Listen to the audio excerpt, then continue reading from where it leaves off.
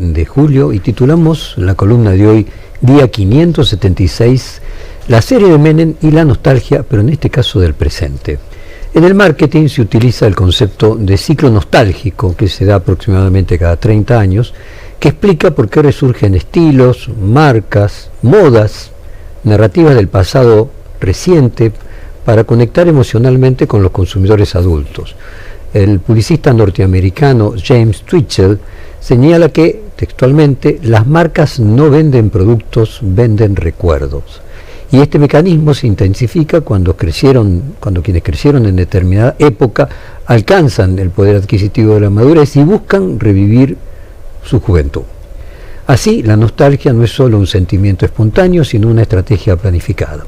Sin embargo, en este caso, parece que con los consumos culturales de los 90 volvieron aspectos de la política que también parecía que habíamos dejado atrás.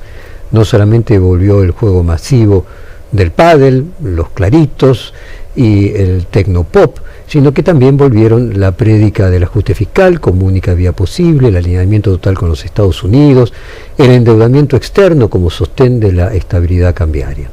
Esta suerte de nostalgia del presente, tanto estético como político, se sintetiza de alguna manera en la salida de la serie de Menem, pero también en la revalorización que se hizo de la figura del expresidente por parte del actual gobierno de Javier Milei.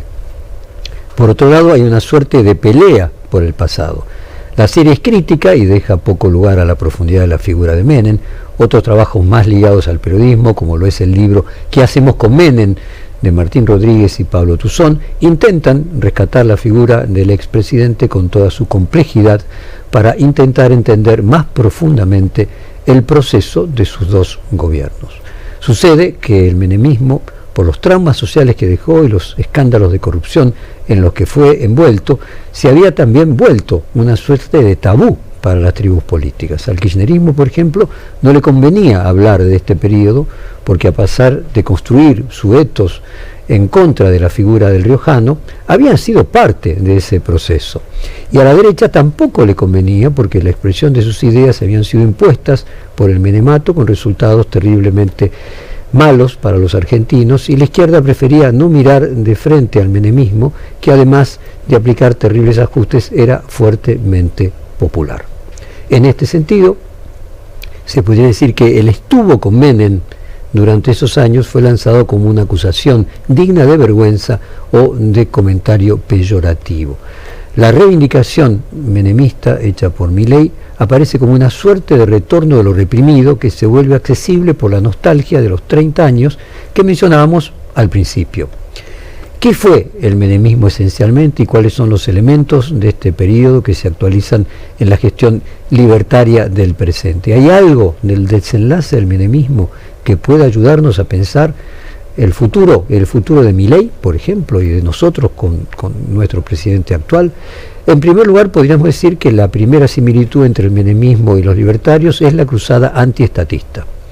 Eran en un sentido distinto, pero comparables, dos outsiders, transgresores contra el Estado, aunque en un tono muy distinto. Vamos a escuchar a Menem referirse al Estado. En realidad dice, todos los argentinos hemos vivido prendidos del andador del Estado. Argentinos hemos vivido prendidos al andador que era el Estado, como los chicos. Y cuando usted no le saca el andador a los chicos, pueden llegar a los 5 años y siguen caminando con andador. Entonces ahora se le sacó el andador.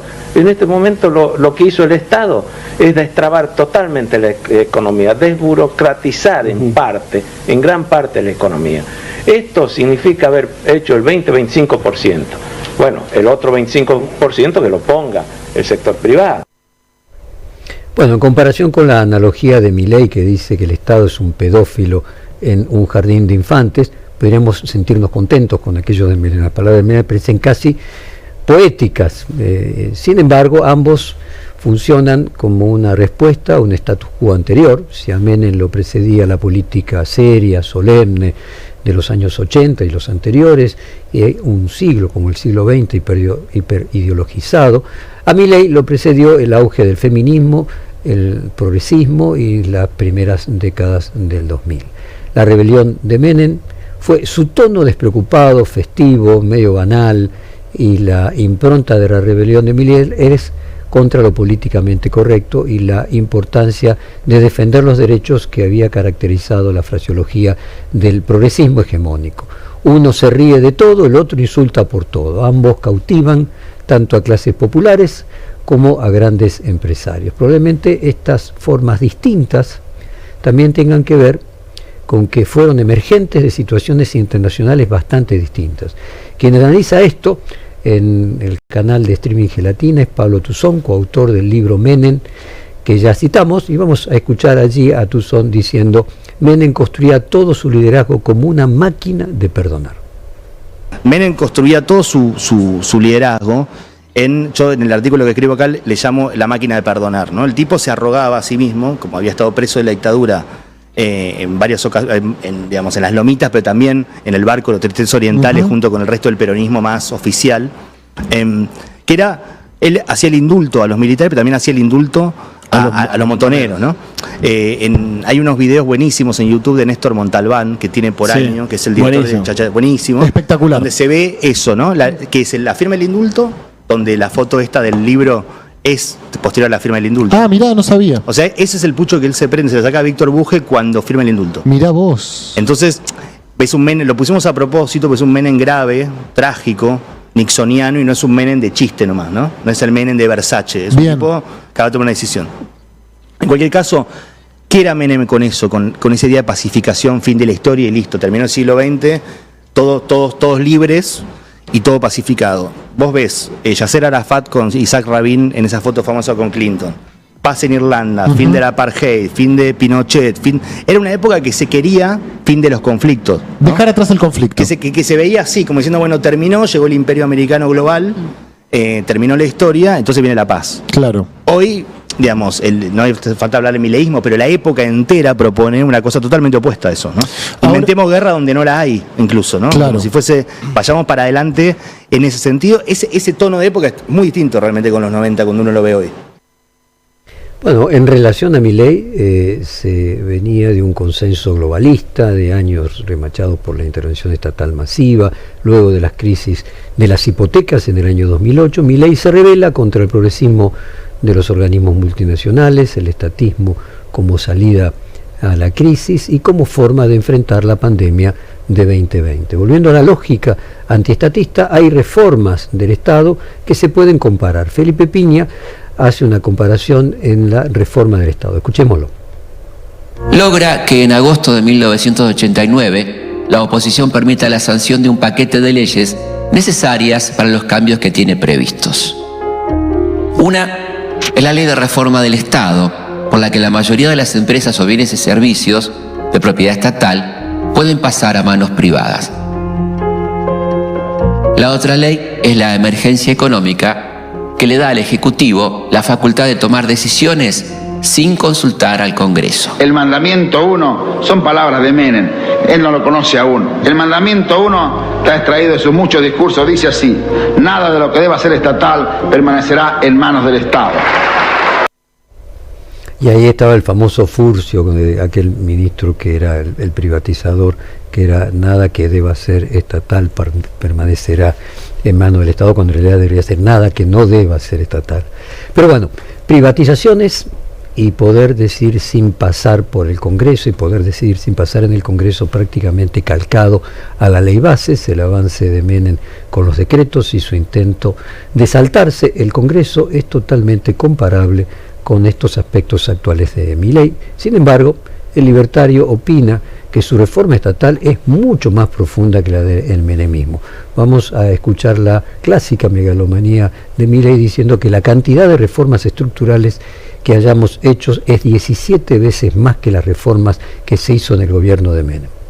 Lo que tenía el programa de Menem eran reformas estructurales. Nosotros, básicamente, con la ley, con el DNU 7023 y con la ley bases, hicimos una reforma estructural 8 veces más grande que la de Menem. Y cuando sumamos las reformas que ha llevado a cabo Federico, otro coloso que tengo el privilegio de tener en el gabinete, la cantidad de reformas estructurales hace que hayamos hecho 17 veces más que las reformas que se hizo en el gobierno de Menem. Bueno, privatizaciones y la narrativa de dejar todo en manos del mercado fue acompañado por la ley de convertibilidad, que fue ni más ni menos que sostener la paridad del peso con el dólar, en ese caso fundamentalmente con el dinero de la venta de las empresas públicas, aunque finalmente después también con parte de endeudamiento externo. Hoy Milei intenta sostener una paridad más humilde, podríamos decir de 1 a 1000 o a 1200 o a 1300, con una leve flotación entre las bandas y también, en su caso específicamente, sostenida en endeudamiento. La gran diferencia fue que en los 90 Menem se consumió un stock, que eran las empresas públicas que se privatizaron. En aquella época se decía las joyas del abuelo. O sea, Menem se consumió el pasado. Milei se endeuda con la promesa de pago de lo que generará un flujo, el que surgirá de los dólares que produzca Vaca Muerta a pleno y la minería, recursos que no existían en los 90. Muchos economistas marcan una diferencia a favor de la situación actual respecto de aquella, porque un stock se agota. Uno vende el capital que tiene, las empresas públicas, y una vez que la vendió, se lo consume y se agota. Mientras que un flujo, a diferencia de un stock, es algo que continuamente sigue produciendo. Entonces, si realmente Argentina llegase en 2030 a duplicar la cantidad de exportaciones por habitante, a duplicar el total de las exportaciones, obviamente la situación respecto de la carencia de dólares sería totalmente diferente a la que se vio en los 90, que simplemente los dólares se consiguieron por la venta de unas empresas, de un capital, como si uno vendiera una casa, y una vez que se consumió la herencia no quedaba nada. Y aquí la discusión con los economistas es que eso va a ser en el 2030 y Milei y su ministro de Economía actúan como si fuera hoy y todavía falta para llegar a esos 5 años. De cualquier forma, si uno tiene claramente que hay un pozo de petróleo del que es dueño y que lo va a explotar en cierto tiempo, es probable que uno consiga crédito hasta que uno pueda explotar ese pozo de petróleo. Es decir, la existencia de un flujo a futuro es un elemento que permite endeudarse hoy con la garantía de que con ese flujo se pagará en el futuro. Durante el menemismo, este modelo económico terminó con un desastre, con una explosión macroeconómica, con una salida que fue pasar del dólar de 1,1 a casi 4, con un proceso de desocupación previa que se aceleró después inclusive más en la salida de la convertibilidad. En la actualidad de Milei hay quienes dicen que el desempleo avanza solo gradualmente porque la economía de plataformas como Uber o Rappi hacen que muchos trabajadores puedan encontrar un trabajo alternativo instantáneamente. Obviamente que esto conlleva abandonar los derechos laborales y al mismo tiempo hay un límite, porque si finalmente la gente carece de capacidad de consumo para comprarle a Rappi o a Uber, más tarde o más temprano, las personas que trabajen allí cada vez, si son cada vez más, van a tener proporcionalmente menos trabajo. Hubo ya pérdidas de cientos de miles de puestos de trabajo, alrededor de 50.000 en el empleo público y 150.000 en el privado. El enfrentamiento con el periodismo también es otro elemento que une los dos momentos, el de Menem y el de Milei. En particular, en el caso de Perfil hay muchas reminiscencias entre ambos gobiernos, fuimos férreos críticos de ambos, e inicialmente en Soledad también, que en el caso del menemismo, en lugar de insultar, como en la actualidad, hacía juicios, hizo 30 denuncias judiciales, él, sus ministros y sus allegados, sí, 30. De hecho, hay un fallo en la Corte Suprema titulado el fallo Perfil, que llegó hasta la Corte de San José de Costa Rica, y nada es esto al lado de lo más grave, que es durante los años padecidos por Menem. Esta editorial sufrió, y los argentinos en su conjunto y el periodismo en particular, el asesinato del último periodista asesinado en la Argentina, el fotógrafo José Luis Cabezas, por los custodios de Alfredo Yabrar, que era un empresario muy cercano al gobierno, y el edificio donde hoy estamos transmitiendo sufrió esos 10 años 2 bombas en su frente. El menemismo fue perdiendo fuerza por la combinación de trauma social, podríamos decir, que implicó la desocupación y los escándalos de corrupción. Milei se envuelve en casos como el de Libra, y el empeoramiento de las condiciones de vida de una parte importante de la sociedad será algo que progresivamente sea difícil de ocultar. Todo esto con un cambio el tipo de cambio, el dólar, a una cantidad de pesos accesible que pueda generar una sensación de bienestar en un sector de la población al que se le insinúa que mide para otro lado. Bueno, por todas estas vueltas e idas del pasado al presente y del presente al pasado, con una suerte de nostalgia del presente, nos vamos con la canción El tiempo no para, interpretado por la Versuit, cuyo verso más memorable es que veo al futuro repetir el pasado.